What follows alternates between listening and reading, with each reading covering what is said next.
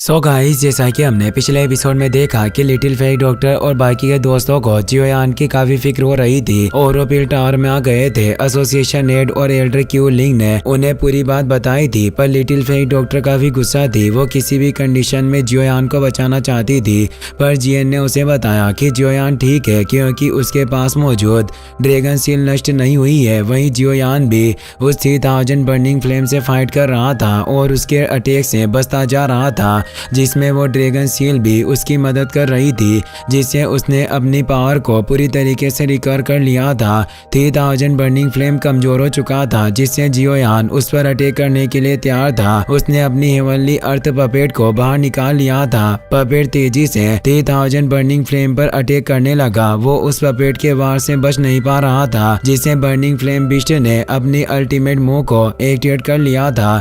फिर अब हम देखते हैं कि 3000 बर्निंग फ्लेम जिस एनर्जी में ट्रांसफॉर्म हुआ था उससे तेज एनर्जी रिलीज हो रही थी और वो जियोयान से कहता है कि लालची मनुष्य, मैं तुम्हें भी अपने साथ नष्ट कर दूंगा। जियोयान कहता है कि तुम मुझे अपने साथ मारना चाहते हो, पर इस वक्त तुम कमजोर हो और तुम्हारे पास ये बोलने की योग्यता नहीं है। तुमने पहले मुझ पर बहुत अटैक कर लिए, पर अटैक करने की बारी अब मेरी होगी। 3000 बर्निंग फ्लेम उस फायर बॉल के साथ जियोयान की तरफ लगातार आगे बढ़ रहा था। जियोयान कहता है कि तुम आज्ञाकारी तरीके से अपने भाग्य को स्वीकार करो और खुद को मुझे समर्पित कर दो। ये कहकर वो अपनी वॉइड एशियन ड्रैगन सील की पावर को एक्टिवेट करता है और उसे तेजी से 3000 बर्निंग फ्लेम पर अटैक करने लगता है। पर 3000 बर्निंग फ्लेम अब कई सारी ड्रैगन बॉडी में खुद को ट्रांसफर कर लेता है, यानी उसने कई सारे क्लोन बना लिए थे और जियोयान पर अटैक करने के लिए बढ़ रहा था। 3000 बर्निंग फ्लेम का ये मूव डेंजरस था क्योंकि आसपास के स्टोन क्रैक होकर बिखर रहे थे, पर जियोयान भी कमजोर नहीं था। उसकी पूरी पावर रिकवर हो गई थी। साथ ही उसके पास जियन की भी दी हुई वॉइड ड्रैगन सील थी, जिसकी पावर के साथ वो 3000 बर्निंग फ्लेम को एक जोरदार टक्कर देता है।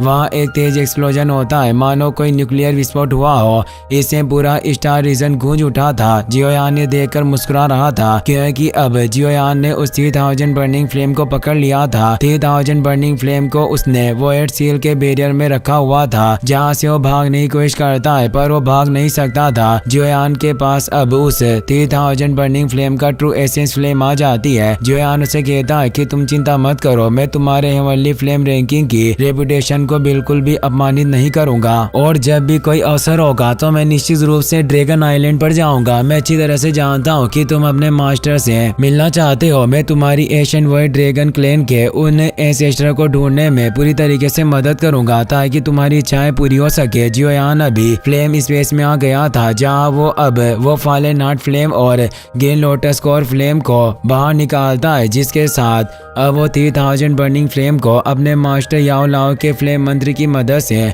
जोड़ना शुरू कर देता है। वहीं अब हमें ये फैमिली मेंशन का सीन दिखाया जाता है, जहां हम लिटिल फेरी डॉक्टर को देखते हैं, जो रात होने के बावजूद भी बाहर ही मौजूद थी। वो जियोयान की राह देख रही थी। उसके साथ जियन भी थी, जो लगातार अपने हाथ पर मौजूद वो ड्रैगन सील को देख रही थी, जिससे ही उन्हें पता चल रहा था कि जियोयान की जान खतरे में नहीं है, जिससे उनके दिल को थोड़ी शांति मिल रही थी। पर हर वक्त उन्हें डर था कि कहीं जियोयान को कुछ ना हो जाए।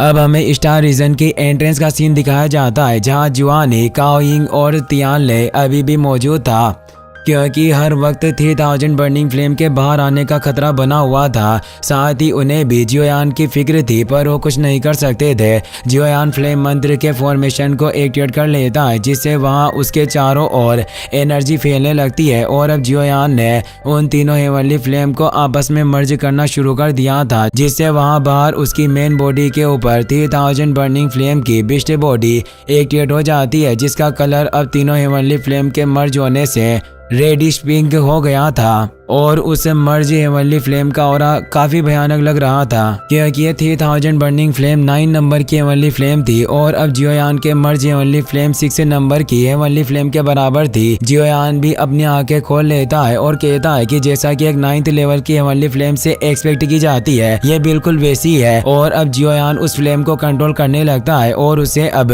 न्यू मर्ज हेवनली फ्लेम को अपनी बॉडी के अंदर एजो करना था, जिसके लिए वो उस फ्लेम की ड्रैगन बिस्ट बॉडी को को अपने पास बुला लेता है और वो फ्लेम अब जियोयान की बॉडी के अंदर समा जाती है, जिससे अब जियोयान की पावर बढ़ने लगती है। उस फ्लेम की पावर इतनी ज्यादा थी कि उसके लेवल में लगातार इम्प्रूवमेंट्स होने लगता है। जियोयान जहाँ पहले 3 स्टार फाइट एंसेस्टर था, वो अब लगातार ब्रेक थ्रू करता जा रहा था। हर सेकंड उसके स्टार पावर में वृद्धि हो रही थी और अब वो फाइट एंसेस्टर रियल्म के 9 स्टार पर पहुंच गया था, जिससे अब वहां चारों तरफ एक फियर्स ऑरा फैलता है। जियोयान अब एक पीक लेवल का फाइट एंसेस्टर बन चुका था। जियोयान खुश था कि मैं फाइनली 9 स्टार फाइट एंसेस्टर में प्रमोट हो गया। मास्टर ने जैसा फ्लेम मंत्र बनाया है वो वाकई एक चमत्कारी क्यू मेथड है जो दुनिया में नंबर 1 पोजीशन को होल्ड करने के योग्य है। और अब वो फ्लेम जियोयान के हाथ में आ जाती है। जियोयान अपने उस रेडिश पिंक फ्लेम को वापस से तीनों हेवनली फ्लेम में बदल देता है और कहता है कि ये 3 तरह की हेवनली फ्लेम के मर्जिंग से जो नई फ्लेम बनी है, इसको एक अच्छा नाम देने का वक्त आ गया है।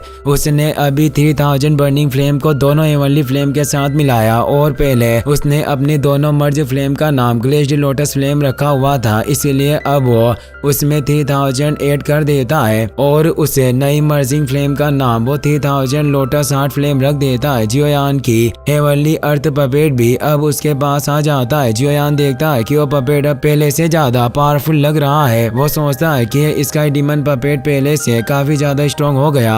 हो सकता है कि ये इस जगह पर 3000 बर्निंग फ्लेम की वजह से इसकी बॉडी टेम्पर हुई और इसकी पावर बढ़ गई होगी। अगर यह हेवनली अर्थ पपेट इस जगह के साथ रेजोनेट कर रही है तो मुझे इस बात का फायदा उठाना चाहिए और मेरे बाहर जाने से पहले मुझे इस जगह की हर चीज का अच्छा इस्तेमाल करना होगा। और अब वो वहाँ मौजूद एनर्जी को एक ड्रॉप में कंडेंस कर लेता है ताकि वो इसका इस्तेमाल बाद में कर पाए। अब हमें अगले दिन का सीन दिखाया जाता है। फिर सिटी में सब कुछ नॉर्मल चल रहा था, पर अब जियोयान स्टार रीजन से बाहर आने की कोशिश करने लग गया था, जिससे पिल सिटी में भी अब मौसम बिगड़ने लगा था और तेज लाइटनिंग स्ट्राइक होने लगी थी। शहर के सभी लोग इससे डर रहे थे क्योंकि उन्हें पता था कि अगर 3000 बर्निंग फ्लेम बीस्ट बाहर आया तो वो उन सभी को मार देगा। लोग डरते हुए बोलते हैं कि क्या हमारा ये पिल शहर पूरी तरीके से नष्ट हो जाएगा, और वो अपनी जान बचाने के लिए इधर उधर भागने लग जाते हैं। वहाँ एसोसिएशन हेड कोंग जी की आवाज आती है। वो कहते हैं कि यहाँ जो भी लोग फाइट एम्परर या